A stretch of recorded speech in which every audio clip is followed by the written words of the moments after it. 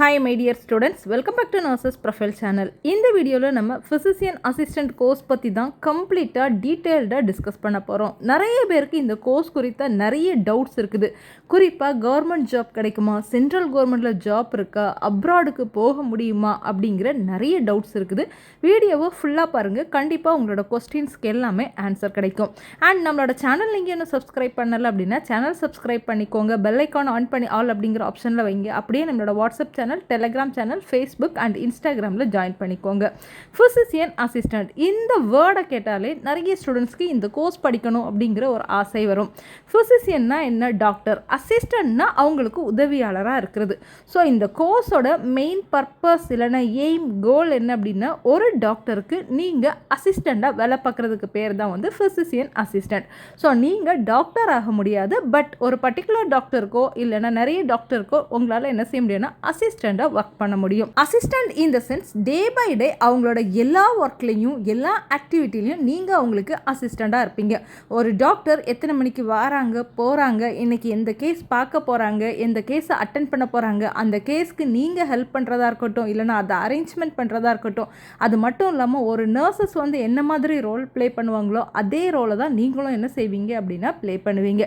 But நீங்கள் வேறு, nurse அப்படிங்கிறது வேறு. நர்ஸ் வந்து ஃபுல் அண்ட் ஃபுல் வந்து ஒரு பேஷண்ட் கேரில் வந்து ஃபோக்கஸ்டாக இருப்பாங்க. நீங்கள் வந்து டாக்டருக்கு அசிஸ்டண்ட்டாக இருப்பீங்க. சேம் டைம் பேஷண்ட் கேர்லேயும் நீங்கள் என்ன செய்வீங்க அப்படின்னா இன்வால்வ் ஆகுவீங்க. எப்படி ஒரு நர்சிங் கோர்ஸில் அனாட்டமி அண்ட் ஃபிசியாலஜி படித்து மெடிசின்ஸ் பற்றி படிக்கிறாங்க, சர்ஜரி பற்றி படிக்கிறாங்க, நர்சிங் கேர் ட்ரீட்மெண்ட் ப்ரொசீஜர் பற்றி படிக்கிறாங்களோ அதே மாதிரி தான் நீங்களுமே அனாட்டமி அண்ட் ஃபிசியாலஜியில் தொடங்கி ஃபார்மகாலஜி, பேஷண்ட் கேர் எல்லாமே என்ன செய்வீங்க அப்படின்னா டீட்டெயில்டாக படிப்பீங்க. ஸோ இந்த கோர்ஸ் நீங்கள் படிக்கணும்னு நினைக்கிறீங்கன்னா உங்களோட 12th கண்டிப்பாக பாட்னி, ஜூவாலஜி இல்லைனா பயாலஜி அப்படிங்கிறது கண்டிப்பாக இருக்கணும். 17 இயர்ஸ் கம்ப்ளீட்டான பாய் அண்ட் கேர்ள் ரெண்டு பேருமே நீங்கள் என்ன செய்யலாம்னா இந்த கோர்ஸ் படிக்கலாம். ஸோ இந்த கோர்ஸ் நமக்கு கவர்மெண்ட் செக்டார்லேயும் இருக்குது, ப்ரைவேட் செக்டார்லேயும் இருக்குது. கவர்மெண்ட் கவுன்சிலிங்காக நீங்கள் வெயிட் பண்ணுறீங்க அப்படின்னா மறக்காமல் நம்மளோட சேனலை சப்ஸ்கிரைப் பண்ணிவிட்டு தொடர்ந்து ஃபாலோ பண்ணுங்கள். கவுன்சிலிங் வரும்போது கண்டிப்பாக உங்களுக்கு கைட் பண்ணுவோம். அண்ட் அது மட்டும் இல்லாமல் நம்மளோட வாட்ஸ்அப் சேனலில் ஜாயின் பண்ணிக்கோங்க. வாய்ஸ் நோட் கொடுத்து கவுன்சிலிங் டைமில் உங்களை ஸ்டெப் பை ஸ்டெப் கைட் பண்ணுறதுக்கு அது ரொம்பவே ஹெல்ப்ஃபுல்லாக இருக்கும். லிங்க் வந்து டிஸ்கிரிப்ஷன் பாக்ஸில் கொடுத்துருக்கிறேன். இந்த ஃபிசிசியன் அசிஸ்டன்ட் கோர்ஸ் நம்மளோட தமிழ்நாட்டில் 14 அரசு மருத்துவக் கல்லூரிகளில் இருக்குது.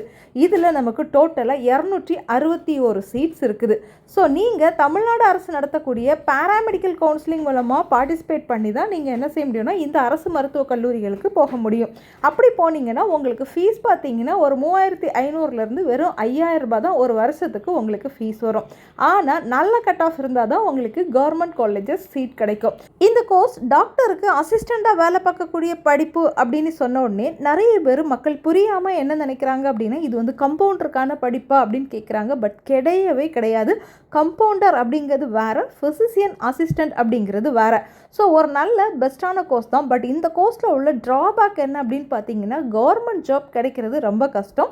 தமிழ்நாடு கவர்மெண்ட் ஜாப்ஸை பொறுத்தவரையில் இந்த ஃபிசிசியன் அசிஸ்டண்ட் கோர்ஸ்க்கு வந்து ரொம்ப அதிகமாக வந்து ஜாப் போடுறதில்ல.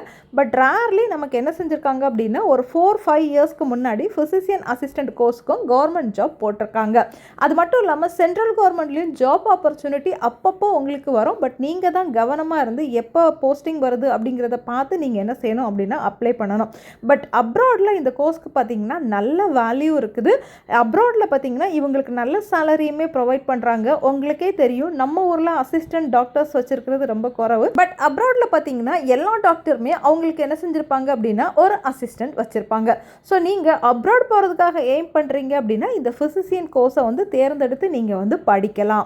நம்ம ஊரை பொறுத்தவரையில் multi speciality hospital, city based ஹாஸ்பிட்டலில் நீங்கள் மூவ் ஆகுறீங்க அப்படின்னா உங்களுக்கு நல்ல சேலரி கிடைக்கும். அப்ராடுக்கு நீங்கள் ஏர்ன் பண்ண போகிறீங்க அப்படின்னா 1 lakhக்கு மேலே நீங்கள் வந்து எக்ஸ்பெக்ட் பண்ணலாம்.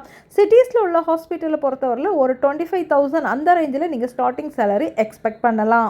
மை டியர் ஸ்டூடெண்ட்ஸ், இந்த வீடியோவில் நீங்கள் பார்த்த இன்ஃபர்மேஷன் கண்டிப்பாக உங்களுக்கு யூஸ்ஃபுல்லாக இருந்திருக்கும்னு நினைக்கிறேன். யூஸ்ஃபுல்லாக இருந்துச்சுன்னா வீடியோவை லைக் பண்ணி ஃபிசிசியன் அசிஸ்டன்ட் படிக்கணும்னு நினைக்கக்கூடிய உங்களோட ஃப்ரெண்ட்ஸ்க்கு இந்த வீடியோவை ஷேர் பண்ணி கொடுங்க. தேங்க்யூ.